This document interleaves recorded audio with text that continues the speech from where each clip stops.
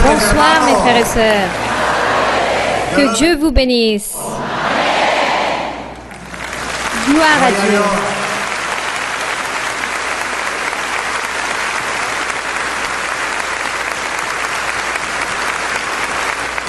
Nous allons profiter énormément de ce moment. Notre sœur Marie-Luisa, durant toutes ces années, nous disait « Je dois aller rendre visite les frères et sœurs qui se trouvent à Nariño. » Tout le temps, elle nous disait cela. Et où se trouvent les anfitrionnesses? Les frères et sœurs de Pascua, où sont-ils? Comme dit notre frère Andrés, où se trouvent les enfants de Dieu? Où se trouvent ceux qui suivent l'agneau? Où se trouve cette Jérusalem du ciel? Où trouve-t-on la nation de Dieu? Gloire au Seigneur, c'est merveilleux. Vous pouvez vous asseoir, mes frères et sœurs, nous allons chanter des hymnes très précieux. Il y a un hymne qui est l'hymne 213, la vigne, et qui d'autre? Les sarments, l'Église, nous-mêmes. Amen, mes frères et sœurs. Chantons donc cet hymne pour éloger et louer le nom de notre Dieu. Hymne 213.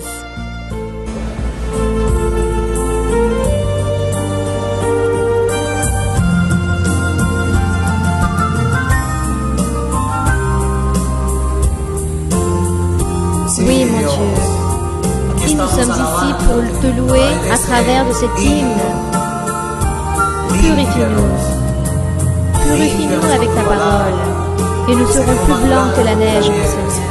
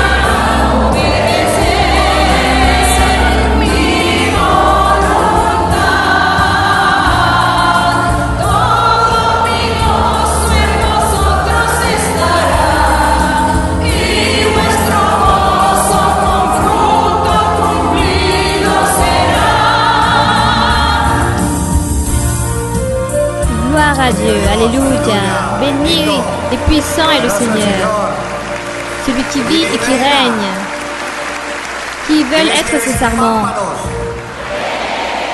qui veulent donner des fruits, qui sont ceux qui veulent permanêtre dans cette vigne, être unis au Seigneur, obéir au Seigneur, gloire à Dieu. Nous voulons vous présenter notre frère César Moreno, c'est le fils de notre sœur Marie-Luisa. C'est l'administrateur de l'Église au niveau mondial avec la sœur Angela, son épouse, et César Luis, s'il vous plaît. Frère César Luis, c'est le fils aîné. S'il vous plaît, si vous pouviez venir ici pour vous recevoir avec beaucoup de tendresse. Dieu a appuyé d'une manière merveilleuse notre frère César. C'est un homme très intelligent, ayant un cœur aussi bon comme celui de ses parents, notre frère Luis Eduardo et notre sœur Marie-Lisa. Bonsoir mes frères et sœurs. Quelle joie de vous voir. Maintenant, je commence à m'inquiéter car dans l'église, je commence à constater une surpopulation. Mais quelle joie, mes frères et sœurs. Ça, c'est une promesse du Seigneur. Surtout que depuis enfant, le Saint-Esprit me disait que l'église allait grandir, qu'elle allait être très grande. Et dans l'église, je voyais à peine que 3 à 4 personnes, 5 personnes. Et aujourd'hui, c'est incroyable de voir cette merveilleuse promesse s'accomplir. Et le plus incroyable, c'est que le Saint-Esprit continue à me dire que nous sommes encore peu nombreux. Et cependant, je vois que vous êtes très nombreux. Alors, imaginez-vous combien nous serons. Gloire à Dieu. Je remercie Dieu car il accomplit sa parole. Il nous a permis de voir l'accomplissement de sa parole. Et je pense que tout ce qui en suit, nous allons pouvoir le contempler. Je veux remercier aussi notre frère Carlos Alberto ainsi que notre frère André pour aider ma mère. Ils sont toujours à ses côtés pour pouvoir collaborer, car ce travail n'est pas si facile. Elle travaille très durement, parfois elle a peu de temps pour se reposer, mais nous avons pu remarquer le fruit de son travail. Et je remercie Dieu et je la remercie. Merci beaucoup mes frères et sœurs.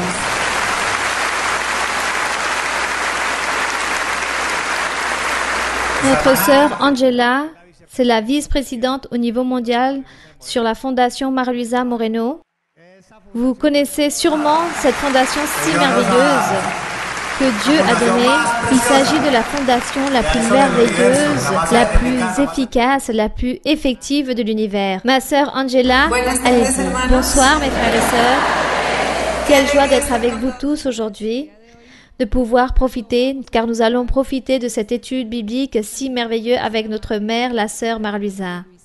Je voulais vous dire que notre sœur Marie-Luisa a été présente lors d'un événement en décembre, car pour la première fois, la Fondation a réalisé un événement pour les personnes ayant le cancer. Nous voulions que notre sœur puisse être présente afin que beaucoup puissent recevoir la guérison. Et cela fut ainsi. Beaucoup se sont manifestés et ont dit qu'après cet événement, juste à travers le regard de notre sœur Marie-Luisa ou à travers un sourire, car elle n'a pas réussi à imposer les mains à tous ceux qui étaient présents, la plupart d'entre eux ont reçu la guérison, car leurs cancers ont disparu. Beaucoup étaient dans leur dernière étape de vie.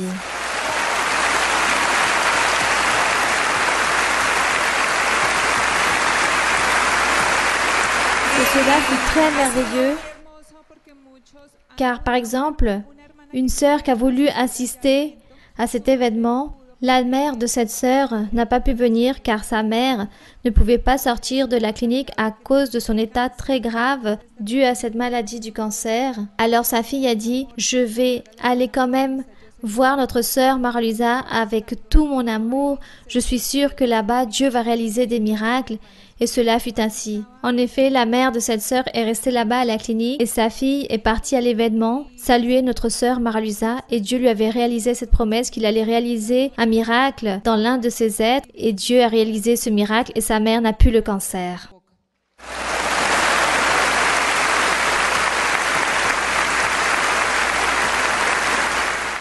Tout cela fut très merveilleux et en rapport avec la Fondation, aujourd'hui, nous avons pu offrir plus de 20 000 kits scolaires pour enfants dont les revenus du foyer sont très bas. Nous avons pu donner aussi des maisons. Mais le plus beau dans tout cela, c'est qu'à travers de la Fondation, des personnes ont pu connaître l'Église. À travers ces événements, des événements des gouverneurs ont pu connaître aussi l'Église. Et grâce à ça, a servi aussi la Fondation, non seulement pour réaliser ce travail social, mais aussi pour apporter des personnes à l'Église. Et tout cela est merveilleux. C'est très beau. Un applaudissement pour notre Seigneur. Il est merveilleux. Gloire à Dieu. Bon, mes frères et sœurs, est arrivé le moment si merveilleux de recevoir notre sœur Marie-Luisa. Une femme de Dieu, une femme merveilleuse, une femme vertueuse est aujourd'hui avec vous. Quelle sœur? Recevons-la avec beaucoup de tendresse et affection. Aujourd'hui, ici, nous allons recevoir de grandes bénédictions. Qui le pense ainsi?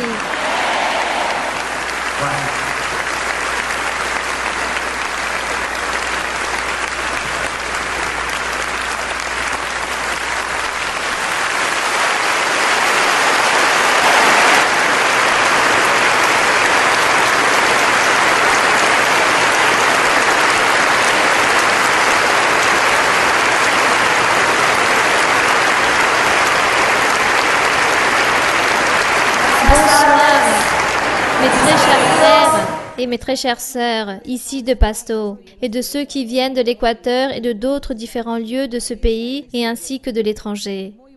Bonsoir à vous tous. Que Dieu vous bénisse. Que le Seigneur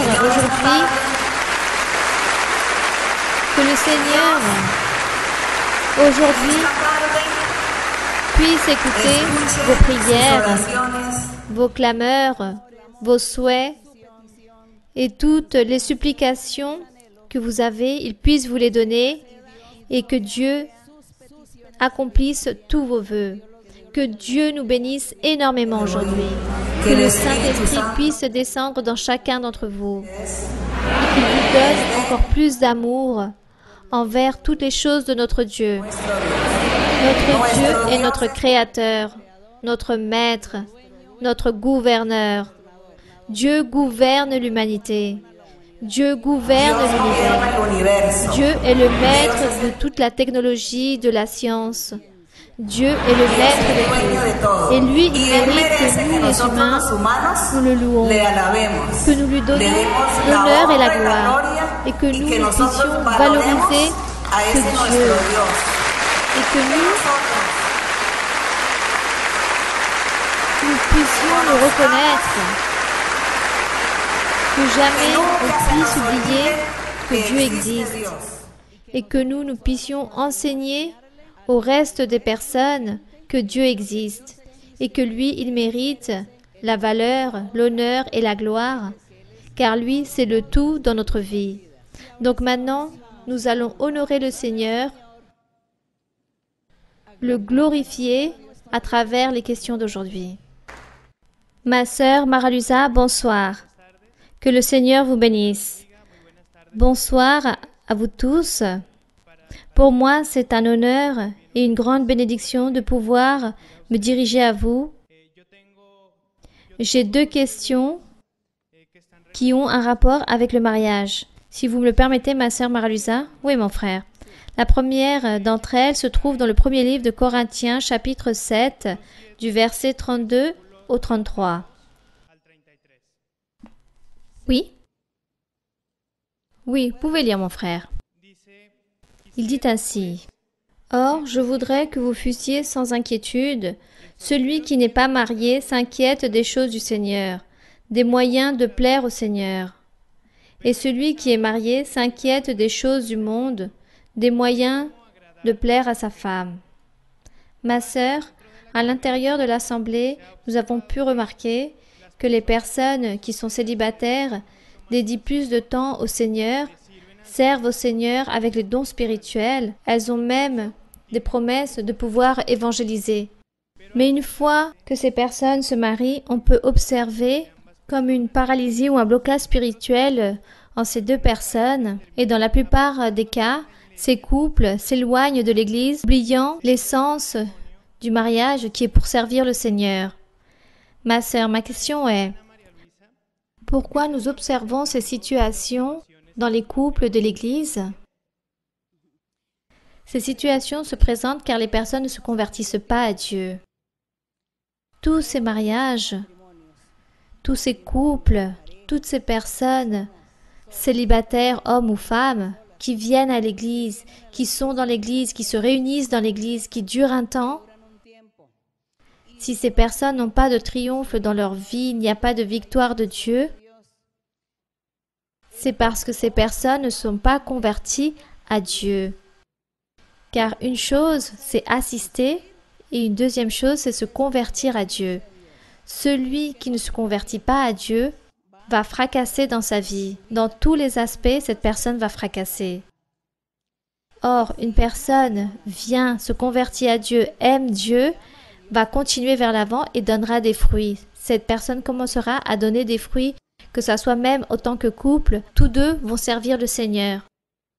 Et auront des enfants, formeront une famille. Je connais beaucoup de couples qui sont arrivés à l'église et qui ont déjà leurs enfants, leurs petits-enfants, tous sont en train de servir le Seigneur dans l'église. Pourquoi? Parce qu'ils sont convertis à Dieu.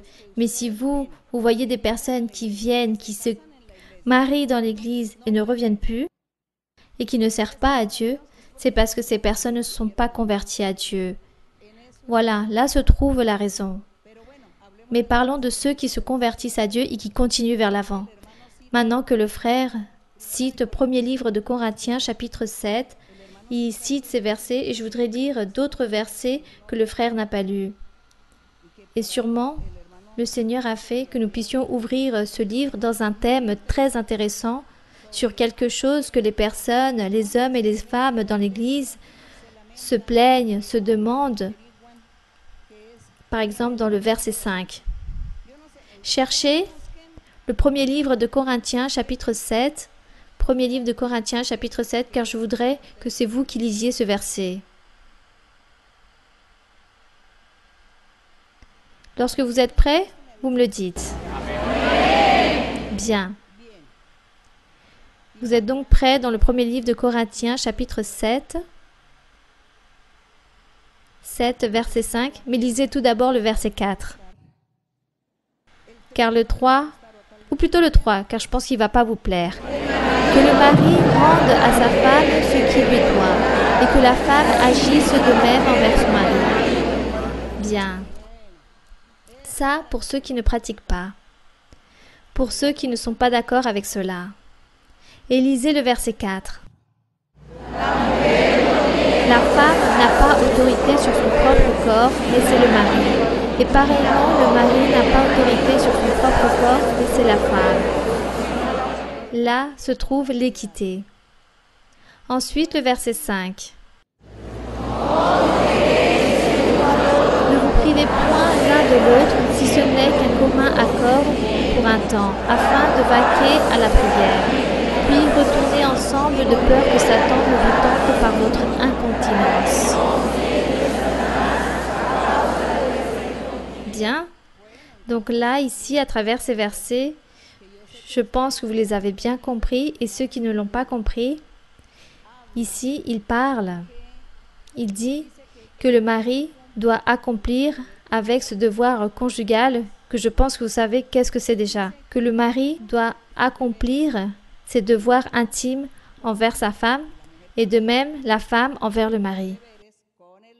Mais cela, ici, ne dit pas que c'est un péché, car il y a eu des croyants qui m'ont écrit, il y a des croyants qui m'écrivent et me disent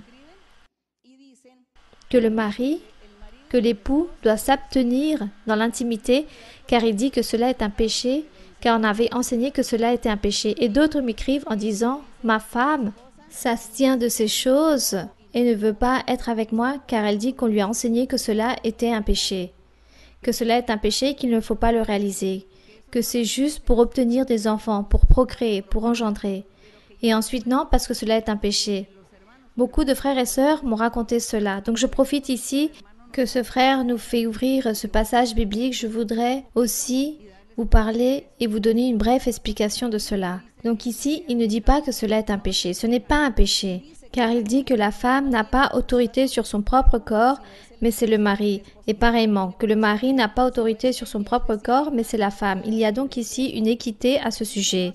Il dit « Ne vous privez point l'un à l'autre, si ce n'est d'un commun accord. » Et à la fin, il dit « De peur que Satan ne vous tente par votre incontinence. » Alors, ne vous privez point. Personne a ce don d'incontinence pour dire « Je n'ai pas besoin de femme » ou « Je n'ai pas besoin d'homme ». Donc, comme cette personne n'a pas ce don d'incontinence, alors il dit « Ne vous privez point ». Cela n'est point un péché.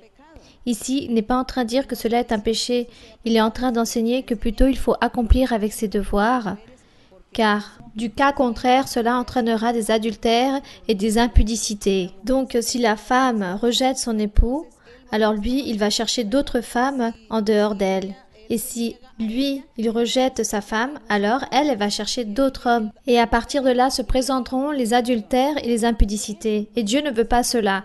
C'est pourquoi Dieu a dit « Je les unirai comme un couple pour qu'ils puissent s'aimer et qu'ils puissent profiter l'un et l'autre. » Mais ensuite vient une autre anomalie car parfois on me dit « Mon époux est malade et ne me sert plus comme un homme. » Ou on me dit « Ma femme ne me sert plus comme autant que femme car elle a toujours mal partout et moi qu'est-ce que je peux faire? Moi je suis ici dans l'église et qu'est-ce que je dois faire? » Alors moi je leur donne ce conseil et je leur dis « Allez voir le médecin. Allez voir le médecin, racontez au médecin votre situation, racontez au médecin que votre femme ou votre époux fonctionnait comme avant. Et le médecin va les orienter, va les conseiller, il va leur donner des médicaments ou il va faire des analyses en eux, va peut-être analyser leur santé afin de savoir et connaître d'où viennent ces dysfonctionnements. Et le médecin va se charger de les orienter car il a cette faculté, il va lui donner la médecine et le problème va se terminer. Mais ensuite, des personnes me disent « Non, moi, mon époux, il dit qu'il ne va jamais aller voir le médecin. Quelle honte de voir le médecin pour cela !» N'ayez pas honte d'aller voir le médecin, car vous n'allez pas dire cela à tout le monde que vous allez voir le médecin parce que vous êtes en train de souffrir de ce cas particulier. Non, vous direz tout simplement « Je suis parti voir le médecin car j'ai un taux de cholestérol très élevé, donc je vais le voir pour qu'il me donne un médicament. » Et elle de même.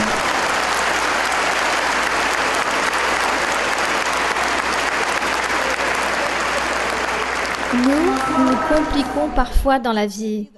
Dieu nous permet de faire des choses de manière très saine. Dieu n'est pas en accord avec les adultères ou les impudicités. Le fait que l'homme cherche d'autres femmes ou les femmes cherchent d'autres hommes, non. Cela déplaît à Dieu. Il faut qu'ils se respectent ensemble l'un à l'autre. Voilà ce que Dieu veut. C'est pourquoi Dieu nous donne cette libre voie, car cela n'est pas un péché. Alors profitez pour apprendre. Cessez d'avoir honte, allez voir le médecin, faites-vous des analyses afin de pouvoir trouver la solution au problème. Car il y a des personnes qui souffrent dans la vie à cause de leur obstination et caprice. Donc cela me plaît qu'ici on ait pu toucher ce thème grâce à ce frère qui a lu ce passage. Donc ici, l'apôtre Paul est en train de dire que lui, il s'est réjoui d'avoir eu ce don d'incontinence, car lui s'est dédié à Dieu et qu'il n'a jamais eu besoin de se marier. Bon, cela est admirable aussi, mais il dit que tous ne sont pas pareils. Il y en a certains qui ont besoin de ces choses. Donc Dieu donne la vie aux personnes pour que les personnes puissent être heureux. Dieu veut que nous soyons heureux. Dieu nous enseigne à vivre la vie de manière droite et juste pour que nous puissions être heureux. Donc, comme vous pouvez le remarquer, ce n'est pas une esclavitude, ce n'est pas une charge ni une tribulation de suivre les chemins de Dieu. Bien, continuons avec une autre question. Une autre question.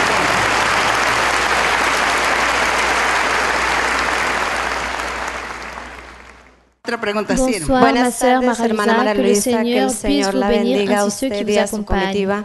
Je suis très heureuse car à nouveau vous retrouver ici dans notre église de Pasto. Ma sœur, ma question est, en Passe-Temps, il existe une tradition culturelle qui est le carnaval des Noirs et Blancs, où l'on célèbre l'époque de la colonie où les maîtres donnaient un jour libre dans l'année à ses propres esclaves. Et dans ce carnaval circulent des chars allégoriques représentant des thèmes de la nature, de l'environnement, de l'histoire. Et dans beaucoup d'occasions, il y a des figures, des images représentant le diable, des dragons, des lutins et des têtes de mort. Ma sœur Maria-Luisa, ma question est, si les enfants de Dieu, nous offrons le Seigneur en allant voir tous ces défilés ou participer de cette fête? Eh bien, je vais vous dire quelque chose, que lorsqu'on arrive dans le chemin de Dieu, connaître les choses de Dieu, on se dévoue au Seigneur, on veut plaire à Dieu dans beaucoup de choses. Dieu commence à nous enlever tant d'appétit, tant de désirs que nous faisions avant dans notre vie, dans le monde. Et Dieu enlève tout cela.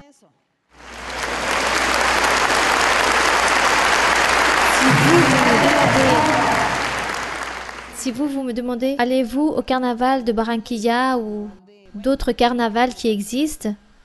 Je vous répondrai, je ne vais plus là-bas. Cela n'est plus pour moi. Et non pas parce qu'on me l'a interdit, parce que quelqu'un m'est obligé de faire cela, ou que quelqu'un m'ait dit cela est un péché ou pas, non. C'est simplement que je n'ai plus d'appétit pour cela. Il y a des choses plus intéressantes à faire. Il y a des choses plus importantes à voir. Donc, pourquoi vais-je participer de cela? Moi, je ne le fais pas. Mais je ne veux pas non plus interdire à quelqu'un qu'il puisse faire ou pas cela. J'espère que Dieu puisse lui enlever l'appétit comme il me l'a enlevé. C'est cela. Et Dieu, c'est lui qui se chargera de vous enseigner si cela est bon ou pas, de participer à ces choses et d'être là-bas en train de vous déguiser ou de participer à cela, à cet événement. Dieu va vous dire si cela est bon ou pas. Si vous êtes une personne sincère avec Dieu, si vous aimez Dieu et vous voulez faire la volonté de Dieu et Dieu a des plans avec vous, alors Dieu vous enseignera. Dieu va vous guider et va vous dire ne faites pas ceci, ne soyez pas confiants en cela, cela ne sert à rien. Tout cela n'est que vanité. Ne perdez pas votre temps en cela, ne placez pas votre cœur en ces choses. Voilà ce que Dieu vous dira. Mais laissons que Dieu puisse vous enseigner, que ce soit Dieu qui vous enseigne à chacun d'entre vous. Car il se peut que certains soient en désaccord. Alors, celui qui aime Dieu, dites-lui, Seigneur, enseigne-moi ton chemin. Dis-moi et montre-moi ce que je dois cesser ou ne pas cesser de faire afin de te plaire. Et Dieu vous énumérera une liste de choses à faire ou pas, afin que vous n'ayez plus d'appétit à participer à ces choses-là. Et c'était qui? C'est Dieu qui vous a changé. Nous n'allons pas interdire aux personnes qu'ils puissent faire ou cesser de faire, rire ou pas. C'est Dieu qui se charge d'enseigner. Mais moi, je ne vais pas vous dire ne faites pas ceci ou cela, cela est un péché, non. Simplement, si vous êtes en train de suivre le chemin de Dieu, dites au Seigneur, enseigne-moi ta voie, enseigne-moi, guide-moi, qu'est-ce que je dois faire pour te plaire? Et là, Dieu commencera à vous enseigner. Et lorsque Dieu vous enseignera, sachez que Dieu vous aura déjà enlevé cet appétit envers ces choses-là. Et lorsque Dieu vous dira « ne faites plus cela », vous n'aurez plus cette envie, ce désir de faire cela. Ne vous inquiétez pas car vous n'aurez plus cet appétit pour cela. Aimez Dieu, suivez le chemin du Seigneur, le reste, Dieu le fera peu à peu. Continue. Oui, avec une autre question. Les frères et sœurs qui vont nous voir à travers la vidéo, car cette vidéo va être vue dans plus de 70 pays, des personnes d'Europe, du Japon, de la Chine. Je pense que eux-mêmes ne vont pas comprendre l'étude biblique d'aujourd'hui, car nous sommes en train de parler juste de Nariño, de Pasto, d'Équateur. Bon. Là-bas, ceux qui font les interprétations, qu'ils puissent vous l'expliquer, qu'ils puissent vous expliquer de quoi nous sommes en train de parler. Bien. Une autre question ? Ma sœur, que Dieu vous bénisse. Nous vous saluons depuis Sibundoy, Putumayo et Colonne. Nous vous aimons le Seigneur, ma sœur, et c'est une grande allégresse que le Seigneur nous ait permis d'être aujourd'hui au dernier moment avec vous. Nous vous donnons la bienvenue, ma sœur, et nous vous aimons le Seigneur. Ma sœur, je voudrais vous poser une question basée sur la Bible qui se trouve dans le premier livre de Pierre, chapitre 3, verset 1. Premier livre de Pierre, chapitre 3, verset 1. Oui? Je peux lire, ma sœur? Oui, ma sœur. Femmes, soyez de même soumises à vos maris, afin que si quelqu'un n'obéisse point à la parole, il soit gagné sans parole par la conduite de leur femme. Ma sœur, ma question est, j'ai entendu dire de différentes femmes et sœurs qui en prophétie le Seigneur leur a dit, « Je te donnerai les règnes de ton foyer. C'est toi qui commanderas dans ton foyer. » Ma sœur, cela m'a paru étrange, et en connaissant la doctrine, en ayant cette connaissance et en lisant ce verset, si vous pourriez nous expliquer un peu plus vis-à-vis de cela. Bien, donc ici, combien de femmes le Seigneur vous a-t-il dit que vous allez mener les rênes de votre foyer? Ah, je vois qu'il y a des personnes qui lèvent la main par là-bas. Je pense que si Dieu a dit à une certaine femme qu'il va mener les rênes dans son foyer, sûrement, c'est parce que cette femme va être veuve. Oui, c'est cela. Elle va être veuve ou l'époux va partir de la maison et va l'abandonner. Donc, c'est logique qu'elle va mener les rênes de son foyer. Cela est logique, qu'elle va mener les rênes de son foyer. Car lui, il est parti, il l'a abandonné ou il est mort. Et c'est pour cela qu'elle doit travailler, elle devra élever ses enfants et payer leurs études et les maintenir. Ça, c'est mener les rênes de son foyer. Donc, mes sœurs, ne vous faites pas trop d'illusions, car si vous pensiez que c'était par le fait de gouverner.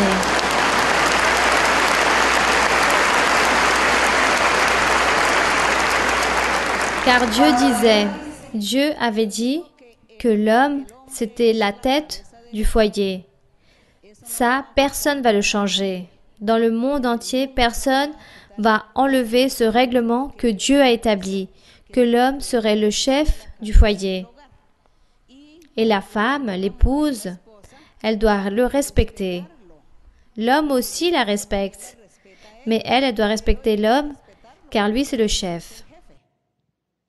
Essayez de vous imaginer juste un instant un pays sans président. Comment serait-ce un pays sans président?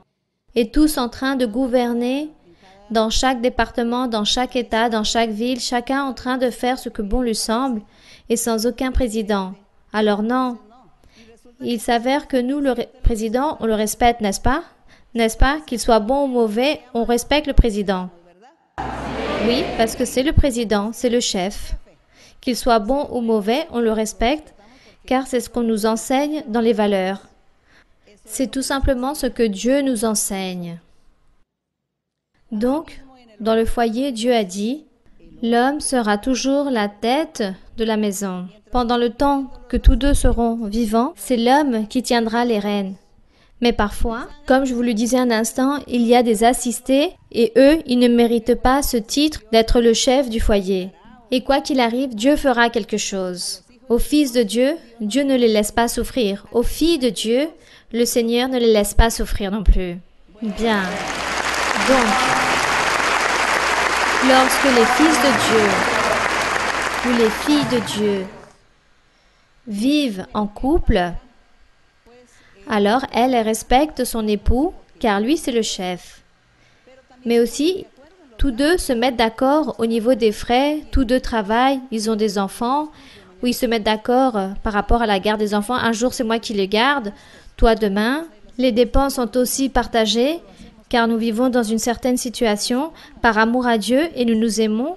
Normalement, ça devrait être toi qui apporte toute la nourriture, mais comme on ne peut pas car le salaire est si bas, alors nous devons travailler tous les deux. Mais le respect ne va jamais manquer dans ce foyer, car chacun sait la place qu'il doit maintenir dans le foyer. Et dans le verset ici, lorsqu'il dit qu'il faut se soumettre, il ne dit pas que la femme doit être une esclave. Là, il n'est pas en train de dire que la femme va être esclave de son époux. Non, la femme doit être soumise. Mais comme la femme est faible, les femmes, nous sommes faibles physiquement et moralement aussi. Nous sommes plus faibles que l'homme. Par exemple, un moment de tribulation va venir, de douleur. Qui va pleurer tout d'abord? La femme, car elle est faible moralement. L'homme ne pleure pas, il va sentir la douleur, mais il ne va pas verser de larmes. Comme vous pouvez le voir, l'homme est plus fort. Donc, que faisons-nous les femmes avec notre faiblesse de femmes que Dieu nous a fait ainsi? Alors, nous nous appuyons en eux. Tu es ma force, je suis en train de souffrir, de pleurer, et lui va dire, ne t'inquiète pas, ne pleure pas, regarde, tout va bien se passer, les choses vont changer, ne t'inquiète pas, ne t'afflige pas ainsi. Donc vient la consolation. Et là, la femme est en train de s'appuyer, de se soumettre à lui. Mais regarde la situation, il n'y a pas de nourriture. Oui, ne t'inquiète pas, je vais voir comment on va trouver une solution à ce problème. Je vais parler avec mes amis, avec mon entourage, qui va me prêter de l'argent. Ne t'inquiète pas. Vous voyez que nous sommes soumises à nos maris? Et pour prendre des décisions, parfois les décisions sont plus intelligentes, celles de l'homme que de la femme. Au niveau du foyer, nous parlons du foyer, à l'intérieur du foyer, dans la famille, prendre une décision. Lui est plus éveillé et prend des décisions. Faisons ceci ou cela. Les choses doivent se faire ainsi ou de cette façon. Donc, nous, on dira oui, d'accord, c'est très bien ce que tu dis, ça c'est la solution que tu nous donnes. Donc là, la femme est en train de se soumettre à son mari. Voilà ce que cela signifie, s'appuyer en la personne, s'appuyer en quelqu'un qui est plus fort et plus puissant. Nous nous appuyons en qui? En Jésus-Christ, n'est-ce pas? Nous nous appuyons en le Seigneur Jésus-Christ.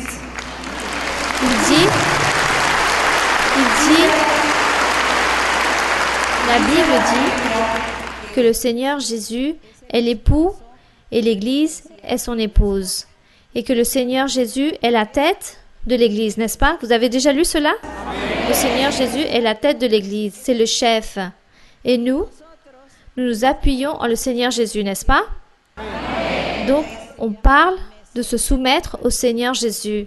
Moi, je me soumets au Seigneur Jésus-Christ, car lui, il m'aime Et comme il est plus fort, plus puissant, plus sage, intelligent, en lui, je m'appuie. Donc, je me soumets au Seigneur.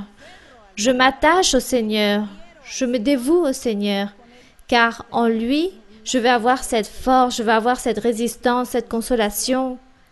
Toutes mes angoisses, mes afflictions, mes douleurs vont partir. C'est cela, mes frères et sœurs. Donc, dans le foyer, la femme, l'épouse, se soumet ou s'appuie à son époux, à son mari, car lui, il est plus fort dans beaucoup d'aspects. Il ne s'agit donc pas d'esclavagisme. Ne confondez pas cela. Le fait de se soumettre ne veut pas dire être esclave de quelqu'un. C'est différent. Vous êtes d'accord, mes frères et sœurs? Les matriarcats, Dieu nous enseigne. Dieu nous enseigne. Continuons avec une autre question. Ma sœur Maraluisa, soyez bienvenue à la ville de Pasto et de même pour tous ceux qui vous accompagnent. Nous sommes heureux aujourd'hui et nous espérons que vous puissiez continuer à nous rendre visite. Pour moi, c'est un bonheur de voir cette promesse accomplie aujourd'hui. Ma sœur, j'ai une question qui a un rapport avec 2 versets. Le premier se trouve dans Jacques 3,13. Jacques 3,13. Oui, il dit ainsi. Donc, Jacques 3,13. Oui, mon frère. Lequel d'entre vous est sage et intelligent, qu'il montre ses œuvres par une bonne conduite avec la douceur de la sagesse. Ma sœur, ma question est, que signifie une bonne conduite avec la douceur de la sagesse? Car si je fais un rapport avec l'autre verset de la Bible qui se trouve dans Jean 2, du 13 au 16, dans l'Évangile selon Jean? Oui, ma sœur. Donc, Évangile selon Jean, chapitre 2, du verset 13. Quel verset? Du verset 13, oui. Jean 2, du 13 au 16. Oui, mon frère, vous pouvez lire. La Pâque des Juifs était proche et Jésus monta à Jérusalem. Il trouva dans le temple les vendeurs de bœufs, de brebis et de pigeons et de changeurs assis. Ayant fait un fouet avec des cordes, il les chassa tous du temple, ainsi que les brebis, les bœufs. Il dispersa la monnaie des changeurs et renversa les tables. Et il dit aux vendeurs de pigeons, « Ôtez cela d'ici, ne faites pas de la maison de mon père une maison de trafic. » Ma sœur, si nous voyons que le Seigneur Jésus-Christ a souffert des outrages, des coups de fouet, jusqu'à même des tortures au niveau de la croix du calvaire, il n'a rien fait, il a supporté, il s'est même tué avec une humilité très étonnante, toutes ces situations, alors que quand ils étaient en train d'utiliser le temple comme un trafic de marchandises, il s'est beaucoup irrité. Et je suis tout à fait compréhensive dans le sens que Dieu peut être irrité, mais nous pas. Donc, ma question est, nous, en tant qu'enfants de Dieu, nous vivons certaines situations dans le travail, dans les rues, et surtout aussi dans le foyer, que parfois nous ne savons pas réagir selon certaines situations, que ça soit peut-être par rapport à un commentaire, dois-je me taire ou pas, continuer à discuter sur ce thème. Du coup, ma sœur, je voudrais que vous puissiez nous enseigner quelle est la bonne conduite avec la douceur de la sagesse que nous devons connaître et savoir pratiquer. Et encore plus au niveau de notre foyer, car l'ennemi attaque beaucoup au niveau du foyer, souvent à travers des situations difficiles, des maladies, des choses très dures à savoir supporter pour générer des disputes et éloigner les croyants de leur bénédiction. Ça, c'est ma question, ma sœur, et que Dieu vous bénisse. Bien, merci. Donc la colère, l'irritation ou avoir un mauvais caractère, donc les colères, tout cela, c'est quelque chose de naturel entre les hommes et les femmes. Dieu aussi se remplissait d'irritation dans certaines situations lorsque le peuple ne lui obéissait point. Lorsqu'un personnage, une personne ne lui obéissait pas, il se remplissait de colère, il châtiait les personnes. Le Seigneur Jésus-Christ s'est rempli de colère car il a voulu faire respecter le temple. Le temple, c'était le temple de Dieu à l'époque d'avant. Et là, il y avait ces vendeurs en train de manquer de respect au temple. C'est pour ça que le Seigneur s'est irrité et a détruit et a jeté toutes les choses et a chassé tous ces vendeurs aussi. Il a fait tout cela parce qu'il défendait le temple et est en train de faire respecter et valoriser les choses de Dieu, les choses de son Père. Le même Seigneur Jésus-Christ, lorsqu'on l'a persécuté, on l'a maltraité, on lui a donné des coups de fouet. Ses persécuteurs lui donna une croix et une couronne d'épines. Il a saigné et lui, il n'a rien fait. Il s'est laissé faire car lui, il savait que tout cela, c'était un plan qu'il devait vivre pour pouvoir sauver l'humanité. Et comme la persécution était pour lui, donc lui, il s'est tu et ne parlait point. Mais dans le cas du temple, lui, il devait défendre les choses de son Père céleste. Nous aussi, cela peut nous arriver. Si quelqu'un vient et me fait des choses mauvaises à moi personnellement en tant qu'humain, sûrement je vais tolérer ou me remplir de patience, je fuirai et je ne dirai rien. Mais si je vois que quelqu'un est en train de manquer de respect à Dieu, en train de blasphémer contre Dieu devant ma présence, en train de dire des choses contre le Seigneur, alors à ce moment-là, sûrement, je vais m'irriter et je vais défendre les choses de Dieu. Et je dirai beaucoup de choses à ce fou ou à cette folle en train de parler de ces choses de Dieu, en train de blasphémer contre Dieu. Et moi, je vais commencer à défendre toutes ces choses et sûrement je vais m'irriter, car je suis en train de défendre les choses du Seigneur. Mais comme s'il s'agit à moi qu'on me persécute, alors je me tais et je me remplis de patience. Et je supporte, je tolère, et là, j'aurai la bonne conduite avec la douceur de la sagesse. Car je laisserai qu'ils fassent ce qu'ils veulent de moi, car Dieu me défendra. C'est cela. Ici, il est écrit, ici, par rapport au foyer, ici, dans le foyer, car le frère a lu dans Jacques, qui dit, « Lequel d'entre vous est le sage et l'intelligent? Car s'il est sage et intelligent, qu'il montre ses œuvres par une bonne conduite avec la douceur de la sagesse.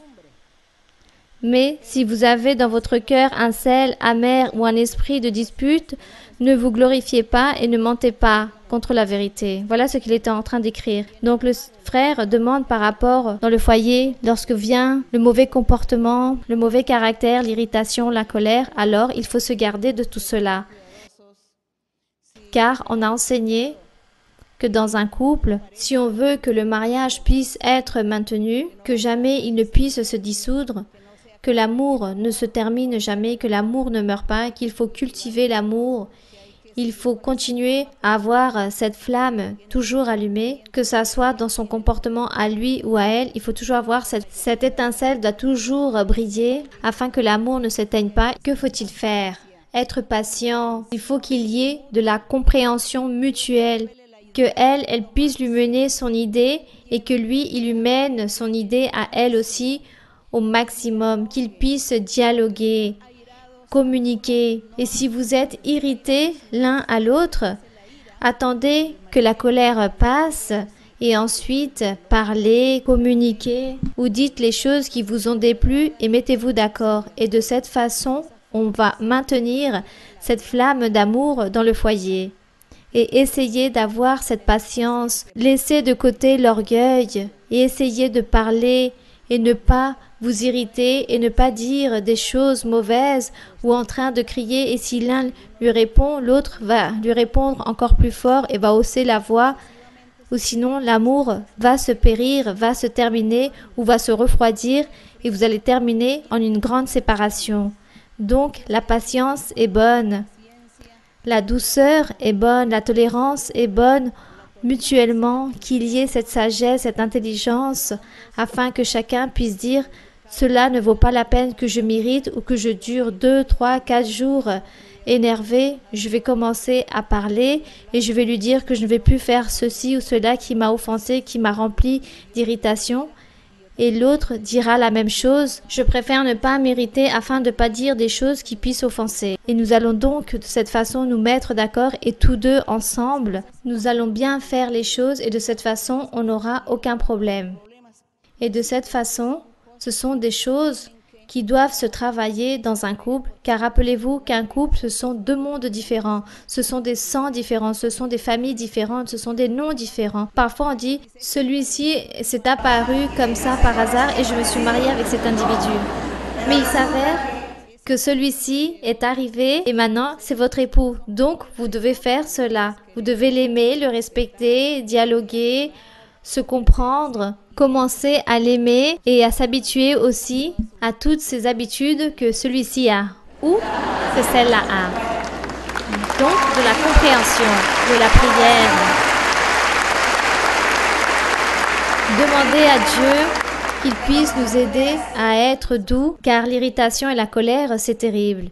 Il y a des personnes qui sont très colériques, qui ont de forts tempéraments et ne cèdent pas, mais qu'ils attrapent un bâton et commencent les choses mauvaises dans le foyer. Non, si nous aimons Dieu, nous voulons la meilleure chose pour notre foyer. Nous voulons les meilleures choses. Alors si nous aimons Dieu et nous nous soumettons à ne pas être si colériques, et si nous nous irritons, alors mieux vaut fuir, se taire, sortir, respirer de l'air pur, afin que la colère puisse passer et revenir au foyer et pouvoir parler avec la personne.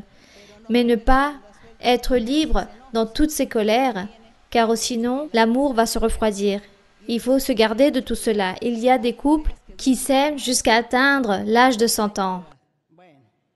Ça, c'est ce que Dieu veut. Voilà ce que Dieu attend de nous tous. Continuons avec une autre question. Bonsoir ma sœur Mara-Luisa. Il ne sera jamais assez de dire bienvenue pour un être si spécial comme vous l'êtes, bienvenue, ainsi qu'à tous ceux qui vous accompagnent ici dans ce coin de la Colombie, oubliés par l'État, mais jamais par Dieu. Ma sœur, j'ai une question à vous poser, ou plutôt deux, par rapport aux idolâtries. Celle-ci se trouve dans Colossiens, chapitre 3 de Colossiens, verset 5, et dans le premier livre de Pierre, chapitre 4, verset 3. Donc, Colossiens, chapitre 3?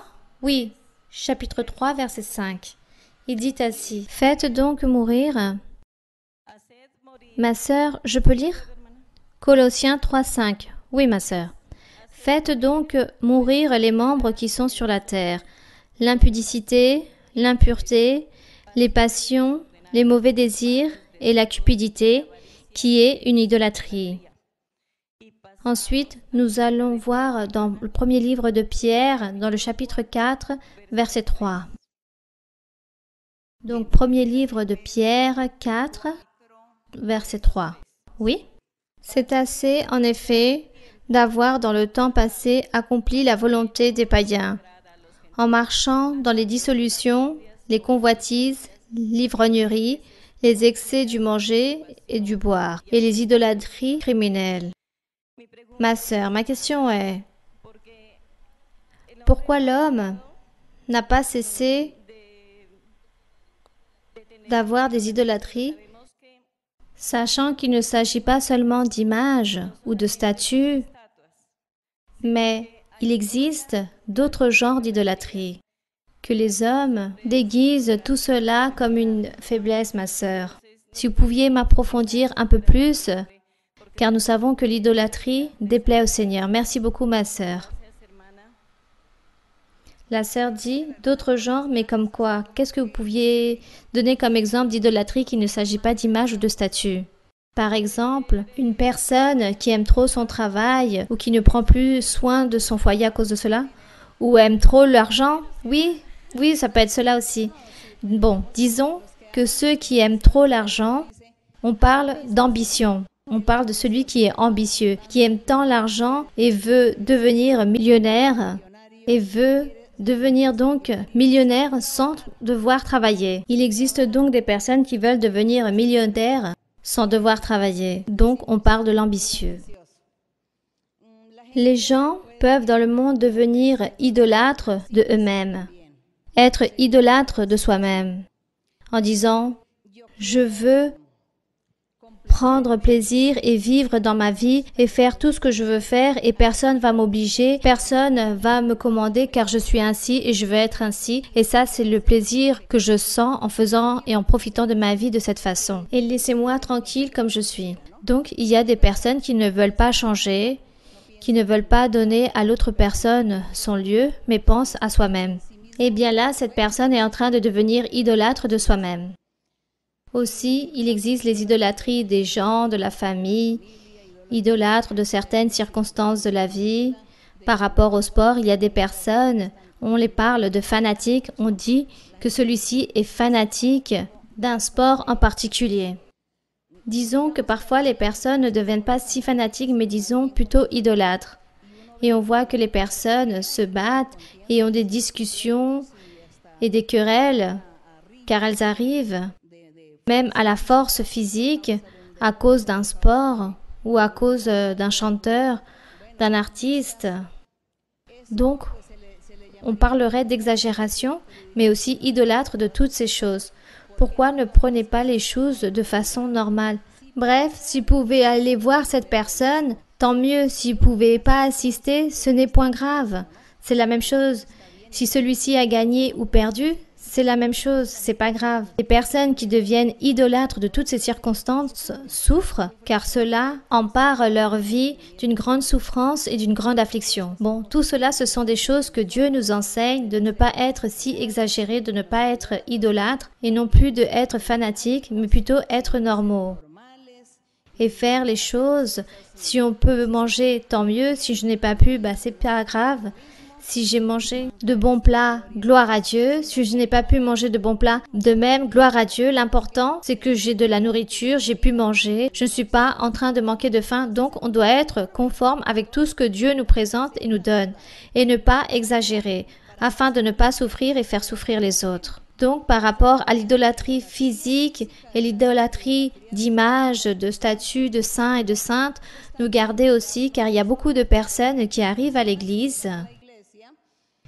Ils ont peut-être 2, 3 ou 5 ans, 8 ans dans l'église et toujours gardent chez eux ce petit souvenir, le petit souvenir de leur grand-mère, de leur grand-père, le petit saint, la petite sainte qui est en porcelaine, où cela a été fabriqué en or.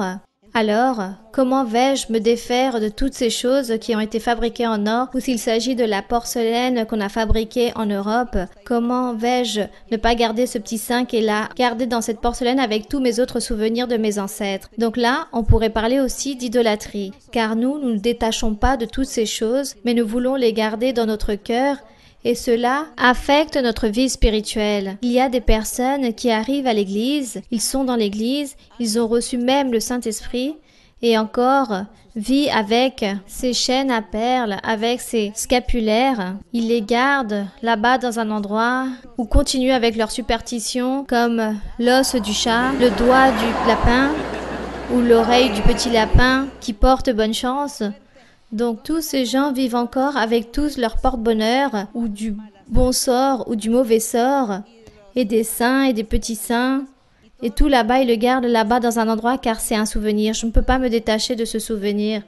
Et ces personnes commencent à dire « Pourquoi Dieu ne me bénit pas ?» Et parfois le Seigneur leur dit « Va dans ton foyer et essaie de rechercher qu'est-ce qu'il y a de mauvais et jette-le qui t'empêche de recevoir les bénédictions. » Et la personne commence à dire « Non, je ne vois pas ce qu'il y a chez moi. » Mais parce que c'est là-bas, caché là-bas, dans le dernier tiroir de son meuble, est gardée cette superstition, les porte-bonheur, les croyances, les souvenirs, les cheveux de je ne sais qui, ou les ongles de je ne sais qui, ou les dents de mon arrière-arrière-grand-père. Donc tout cela affecte l'accroissement de la vie spirituelle en nous mettant à garder et à croire à toutes ces choses qui ne servent à rien. Et Dieu ne nous donne pas des bénédictions à cause de cela. Et beaucoup de personnes, je le dis, car tous les vécus que j'ai pu expérimenter avec les frères et sœurs, avec les croyants qui me disent, le Seigneur me disait, je ne te donne pas de bénédiction spirituelle car toi, dans ta maison, tu as des choses encore que tu gardes, qui est cachée, et ce sont des choses que tu ne dois pas avoir. Jusque le jour où la personne se rappelle, ah oui, moi, avec les dents de mon arrière-arrière-grand-père, avec un scapulaire, et tout cela m'empêchait. Et j'ai jeté tout cela, j'ai cessé de croire en toutes ces superstitions, toutes ces croyances. Et aujourd'hui, Dieu m'a béni. Dieu m'a donné les dons spirituels. Il m'a donné du pouvoir, de la joie, de la paix, de l'allégresse. Et je suis en train de servir le Seigneur. Voilà ce qu'on reçoit de la part du Seigneur. Donc, faites beaucoup attention. Bien sûr que si vous vivez avec votre famille qui n'appartient pas à l'Église et eux, ils ont leurs petites choses, respectez cela. Mais vous, éloignez-vous de toutes ces choses. Éloignez votre cœur et votre regard de toutes ces choses et vous allez voir comment Dieu va vous donner de grandes bénédictions et de victoires. Maintenant, nous allons terminer avec la dernière question. La dernière question. Car si nous commençons à parler de superstition de porte-bonheur, on ne va jamais terminer. Car là-bas, dans les endroits éloignés, dans les campagnes, c'est où il existe toutes ces choses, que l'eau, la rivière, le fleuve, le petit arbre, qu'il ne faut pas passer sous cet arbre, mais par-dessus. Bon, car sinon cette personne vivra sous le malheur. Il ne faut pas avoir de chat noir à la maison. Bon, toutes ces personnes inventent tant de choses. Pauvres petits chats. Et à cause de ces superstitions, il y a des personnes qui tuent ces chats noirs car ils sont rentrés chez eux. Non, non, non. Tout cela, ce sont des mensonges. Par exemple, les coquillages qui se trouvent au bord de mer, qu'il ne faut pas les avoir à la maison car cela porte malheur. Tout cela, ce sont des mensonges. Un coquillage, c'est juste une décoration qu'on peut avoir là-bas dans sa maison. Il ne faut pas avoir de la crédibilité à toutes ces choses. Ou sinon, nous allons perdre des bénédictions de Dieu. Et nous, là, liés et esclaves de tant de croyances ou de superstitions, non. Soyons libres de tout cela, que Dieu nous enseigne toujours. La dernière question d'aujourd'hui. Ma sœur, Mara-Luisa, bonsoir. Que Dieu vous bénisse énormément, ma sœur. Réellement, nous voudrions que ce moment ne puisse se terminer, ce que nous sommes en train de vivre. Moi non plus, je ne voudrais pas. Gloire à Dieu.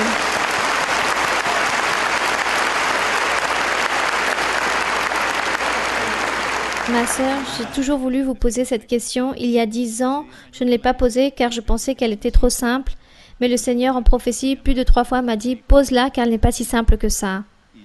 Et moi, en essayant de chercher les versets pour argumenter cette question, je les ai trouvés et ce jour où j'étais en train de lire, j'ai eu en vision, je ne sais pas si j'étais éveillée ou pas, mais le Seigneur entrait dans ma chambre avec Abraham. Le Seigneur Jésus-Christ entrait avec Abraham et avec vous, ma sœur. Et le Seigneur vous présentait Abraham. Il disait, « Cette dame, c'est Maria-Luisa. Elle sera bénédiction comme toi, je t'ai donné cette bénédiction. Les personnes qui vont la bénir seront bénies. Ceux qui vont la maudire seront maudits. En elle, j'accomplirai ma promesse. L'esprit qu'il y a en toi, je l'ai déposé en Maria-Luisa. » Et après, il vous passait le sceptre, ma sœur.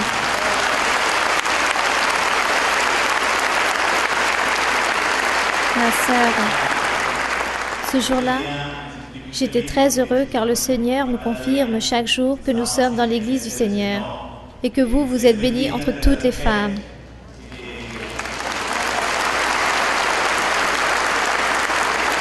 Ma sœur, j'ai toujours voulu vous poser cette question qui se trouve dans l'Évangile selon Jean, dans le chapitre 8, verset 56.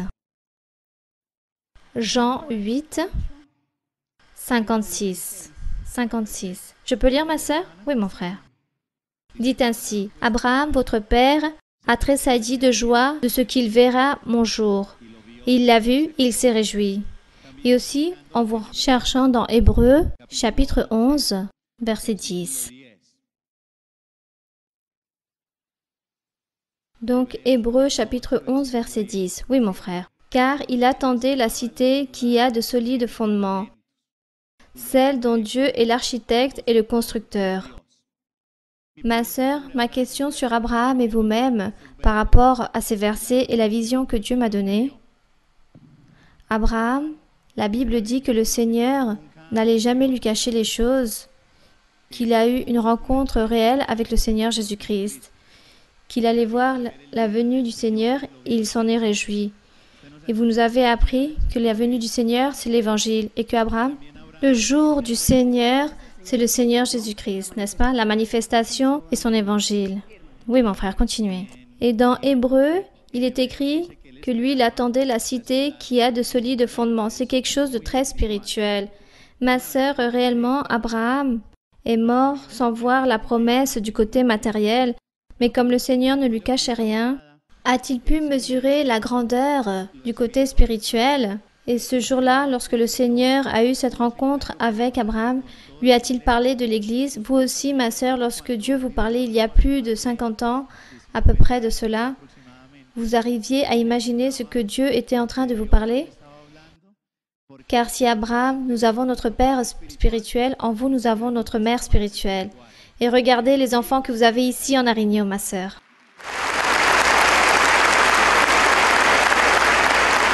Ce que le Seigneur avait commencé à parler il y a plus de 50 ans, Il a commencé à me dire des choses et moi je lui ai cru, mais je n'arrivais pas à mesurer toutes ces choses.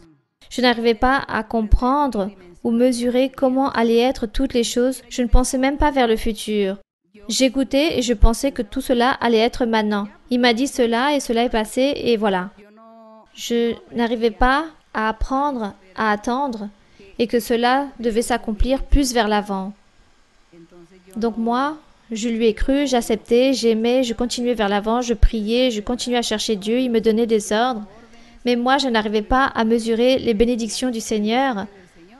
Donc, à l'époque d'avant, Dieu me disait, vous alliez prêcher à une multitude de personnes, des centaines de personnes, vous allez prêcher. Et pour moi, une multitude de personnes, c'était à peu près 100 personnes. Je disais, bon, peut-être 100 personnes.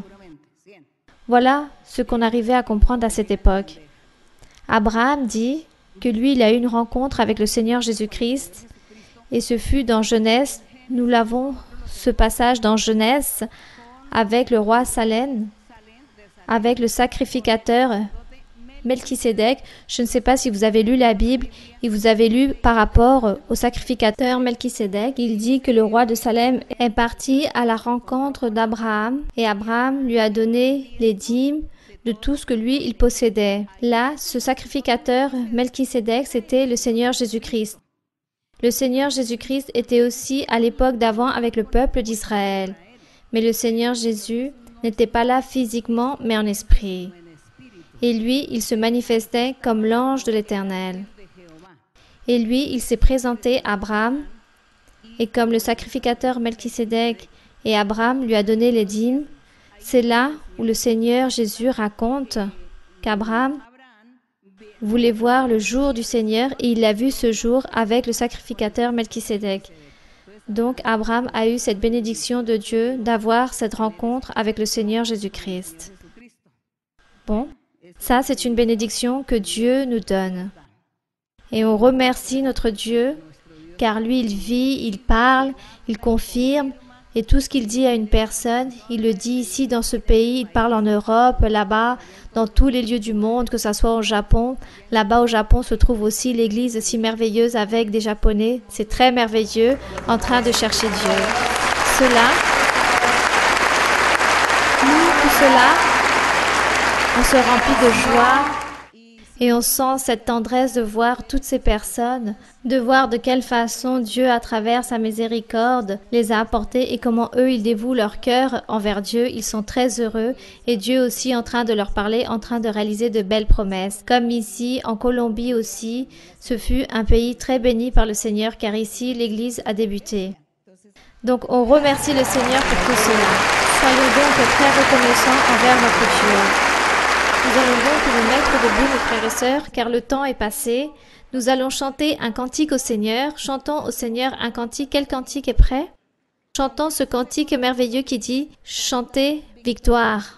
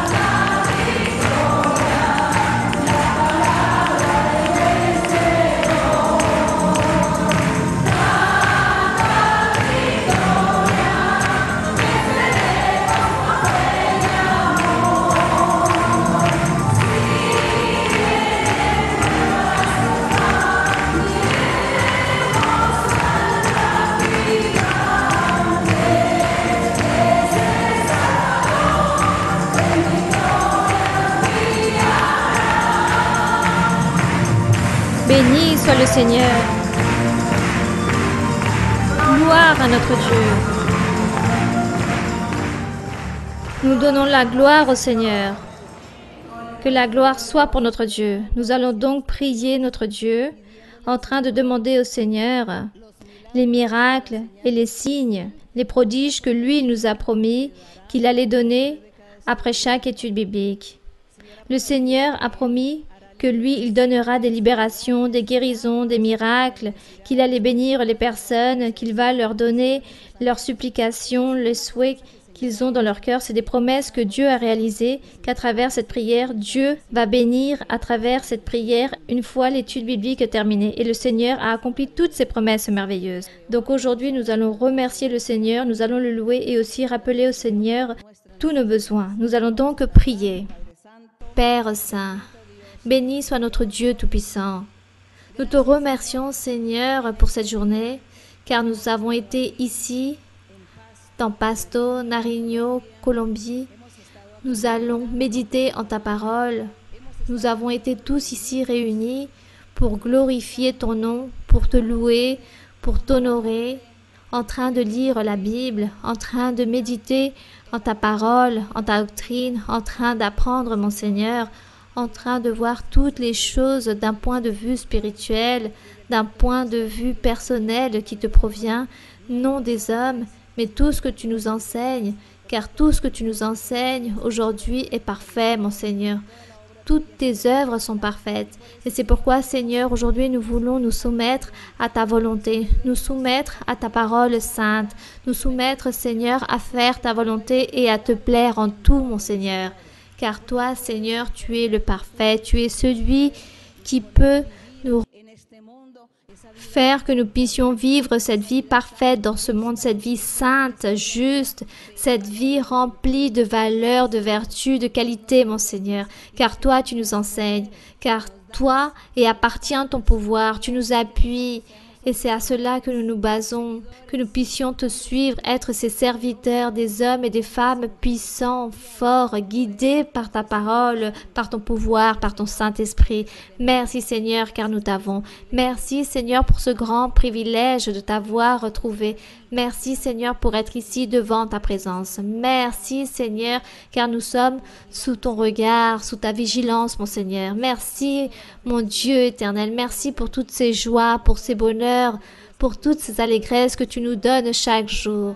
Je te demande, mon Père, en ce moment, au nom de ton Fils aimé, notre Seigneur Jésus-Christ de Nazareth, que tu puisses tendre ta main toute puissante et que tu puisses établir cette main toute puissante dans chaque personne, dans chaque homme, chaque femme, chaque enfant, que eux ils puissent recevoir ta bénédiction, qu'ils puissent recevoir ta libération, que tu puisses libérer et réprimander tout mauvais esprit, toute maladie, toute chose mauvaise, toute sorcellerie, tout envoûtement, toute malédiction du diable puisse être chassée, enlevée, car toi, tu es en train d'imposer les mains dans chaque homme, chaque femme qui ont besoin de toi et qui espèrent en toi, qui sont confiants en toi, mon Seigneur. Que tu sois, Seigneur, en train de les bénir, que tu sois en train d'enlever toute maladie physique, que tu puisses guérir toutes ces maladies incurables et que toutes ces maladies psychiques, que tu puisses les enlever, enlever toutes ces maladies comme le cancer, enlever toutes ces maladies du sang, des os, des articulations,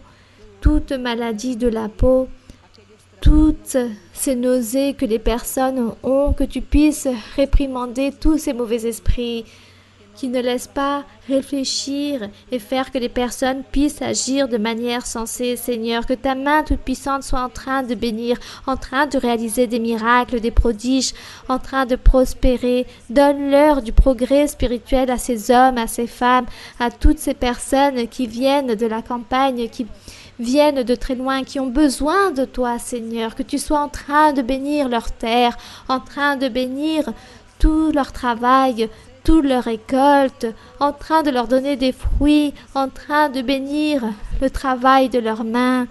Tout ce qu'ils réalisent, bénis-les, bénis leur foyer, bénis les couples, les familles, les enfants. Donne-leur la santé, donne la santé aux enfants, la joie, la paix, aux enfants qui n'ont pas pu venir aujourd'hui. Seigneur, que tu puisses les bénir, chacun d'entre eux, que tu puisses leur donner cette libération, Que tu puisses leur donner en abondance, mon Père. Que tu puisses faire que les hommes puissent être responsables ainsi que les femmes. Que tous puissent se soumettre à ta volonté, à ta doctrine. Enlève, Seigneur, toute incompréhension, toute rébellion, toute obstination, et que les jeunes aussi puissent te chercher, puissent te louer, que les jeunes aussi puissent avoir les dons spirituels, que les jeunes reçoivent de ton pouvoir, ton amour, ta miséricorde, ton appui, que tu leur donnes cette joie, ce bonheur, que tu puisses les protéger de toute méchanceté, que tu puisses les garder, les protéger de toute violence, de tout vice, de toute obstination, de toute rébellion. Seigneur aussi, bénis tous ceux qui vont nous voir à travers la vidéo, tous ceux qui nous voient, eux aussi ont leurs propres supplications, eux aussi te clament, mon Seigneur. Alors guéris-les, donne-leur la libération, donne-leur des guérisons physiques et psychiques, eux aussi ont des souhaits dans leur cœur. Mon Père Saint, donne-leur à chacun selon ta sainte volonté, mon Père, selon ce que chacun mérite, Seigneur, dans leur vie. Enseigne le chemin, enseigne-nous le chemin de la droiture, la voie de la perfection, le sentier de la sainteté. Guide-nous, Seigneur, vers ce droit chemin. Les louanges sont pour toi, l'honneur est pour toi, la gloire est pour toi, mon Seigneur. Nous te louons, mon Seigneur, nous te bénissons, nous te donnons l'honneur, la gloire et la louange. Béni soit ton nom. Béni soit ton nom durant les siècles et les siècles. Alléluia. Louange à ton nom. Que ton nom soit glorifié. Béni soit le Seigneur. Puissant est le Seigneur. Puissant est notre Dieu. Puissant est notre Roi. Et au nom glorieux de Jésus-Christ, ton Fils aimé, nous te louons, mon Seigneur. Nous te bénissons, mon Seigneur. Les louanges sont pour toi. À toi appartient ce royaume. Enseigne-nous, Seigneur. Réprimande-nous, Seigneur. Aide-nous dans cette droiture. Aide les jeunes, prospère-les. Donne-leur le progrès. Et qu'ils puissent craindre ta parole. Qu'ils puissent chercher ton chemin. Qu'ils puissent suivre cette voie. Qu'ils puissent avoir une vie droite. Qu'ils puissent redresser leur vie spirituelle. Merci, mon Père. Merci, Seigneur. Louange à ton nom. Tu es béni pour toujours. Tu es béni durant les siècles et les siècles. Alléluia. Puissant est mon Seigneur. Puissant est le Seigneur. Puissant est le Seigneur. Puissant est le Roi. Puissant est mon Seigneur. Estamos de fiesta con Jesús. Al cielo queremos ir, donde todos reunidos estaremos. Es Cristo que va a ser. Poderoso es el Señor, poderoso es el Señor, poderoso es el Señor, poderoso es el Señor. El Salvador, poderoso es el Señor, poderoso es el Señor, poderoso es el Señor, poderoso es el Señor, poderoso es el Señor. Él viene, poderoso es el Señor, poderoso es el Señor, poderoso es el Señor, poderoso es el Señor, poderoso es el Señor. Estamos de fiesta con Jesús, al cielo queremos ir, donde todos reunidos estaremos. Es Cristo quien va a servir. Poderoso es el Señor, poderoso es el Señor, poderoso es el Señor, poderoso es el Señor. El sana, el salva, poderoso es el Señor, poderoso es el Señor, poderoso es el Señor, poderoso es el Señor, poderoso es el Señor. Él viene, poderoso es el Señor, poderoso es el Señor, poderoso es el Señor, poderoso es el Señor. Alabado tu nombre, mi Padre. Mon Père. Ta bénédiction, mon Père Saint, est pour nous tous, mon Seigneur. Car aujourd'hui, il y a beaucoup de bénédictions, il y a beaucoup d'allégresse et beaucoup de réjouissance dans chaque cœur. C'est pourquoi aujourd'hui je veux vous bénir énormément. Je veux vous donner beaucoup de triomphes spirituels, beaucoup de victoires.